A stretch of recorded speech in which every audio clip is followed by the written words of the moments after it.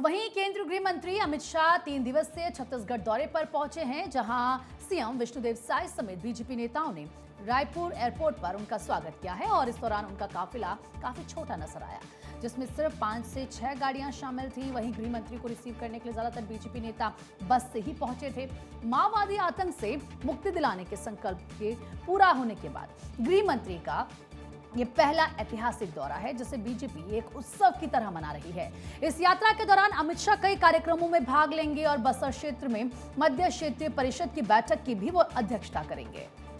नक्सल मुक्त छत्तीसगढ़ के बाद अमित शाह अब विकास युक्त छत्तीसगढ़ बनाने के लिए छत्तीसगढ़ में विकास की परियोजनाओं को हरी झंडी दिखाने वाले हैं। दौरे का शेड्यूल क्या है, जानिए। आज सुबह करीब 10:40 पर अमित शाह रायपुर स्थित पुलिस प्रशिक्षण विद्यालय के परेड ग्राउंड में राज्य पुलिस की आपातकालीन सेवा डायल 112 और मोबाइल फोरेंसिक विज्ञान प्रयोगशाला के लिए नए वाहनों को हरी झंडी दिखाने वाले हैं। इसके बाद केंद्रीय गृह मंत्री बस्तर जिले के लिए रवाना हो जाएंगे और नेतानार गांव जाएंगे, जहां वो दूर दराज के क्षेत्रों में सरकारी और डिजिटल सेवाओं तक आसान पहुंच प्रदान करने के उद्देश्य से स्थापित जन सुविधा केंद्र का उद्घाटन करेंगे। दोपहर 1:30 बजे करीब बताया जा रहा है जगदलपुर स्थित अमर वाटिका जाएंगे। राष्ट्र की सेवा में अपनी जान गंवाने वाले सुरक्षा कर्मियों को श्रद्धांजलि देंगे। दोपहर 2:30 बजे अमित शाह बस्तर नृत्य कला और साहित्य अकादमी में एक संवाद कार्यक्रम में हिस्सा लेंगे। शहीदों के परिजनों, नक्सल विरोधी अभियानों में तैनात सीएपीएफ और राज्य बलों के कर्मचारियों, पुलिस अधिकारियों, नक्सली हिंसा के पीड़ितों और विभिन्न स्थानीय समुदायों के प्रतिनिधियों से मुलाकात करेंगे। कार्यक्रम में बस्तर की जमीनी स्थिति और क्षेत्र में विकास और सुरक्षा से संबंधित मुद्दों पर चर्चा होगी।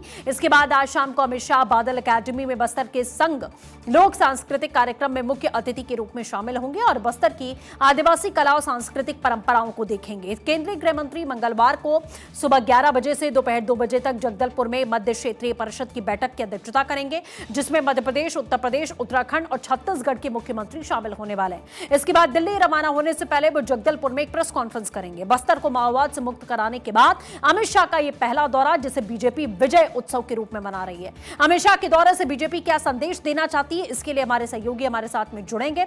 गौरव मिश्रा हमारे साथ में जुड़ चुके हैं। गौरव का हम सीधे रुख करते हैं। गौरव, जिस तरीके की तस्वीरें, जिस तरीके का एक उदाहरण पेश करने की कोशिश की जा रही है कि पहले तो नक्सलवाद, माओवाद से हमने छत्तीसगढ़ को मुक्त कराया और उसके बाद अब उसे विकास की धारा के साथ हम कैसे जोड़ रहे हैं, एक बहुत बड़ा मैसेज देने की कोशिश है। और क्या कुछ अपडेट है?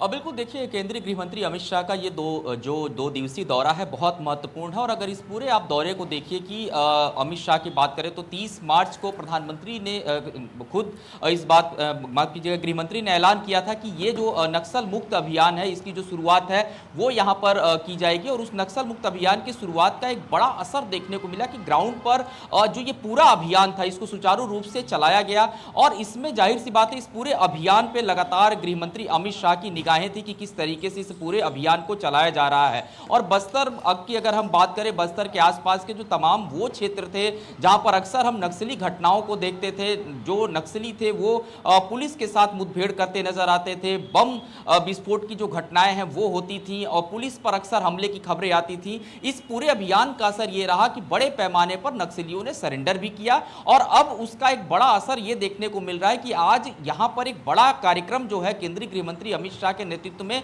वो यहां पर किया जाएगा। जो बस्तर कभी आतंक का गढ़ था, आज उस बस्तर में कार्यक्रम हो रहा है। सीएससी केंद्र जो है वो बनाए जा रहे हैं। और सबसे बड़ी बात यह है कि जो पुलिस बूथ पहले हुआ करते थे, जहां से पूरी पुलिसिंग होती थी, उन छोटे छोटे भवनों में सीएससी सेंटर खोले जाएंगे। यानी कि अब आसपास के जो लोग हैं, जो आदिवासी इलाकों में रहने वाले लोग हैं, जिनको कई किलोमीटर पैदल चल के जाना पड़ता था अपने छोटे छोटे कामों के लिए, चाहे बिल्कुल गौरव, आप लगातार नजर बनाए रखिएगा इस बड़ी अपडेट पर। आपसे हम लगातार अपडेट्स लेते रहेंगे। फिलहाल बहुत शुक्रिया। सीधे आपको केरलम लिए चलते हैं, जहां पर वीडी सतीशन की शपथ हो रही है। तस्वीरें आपको हम यहां दिखाएंगे।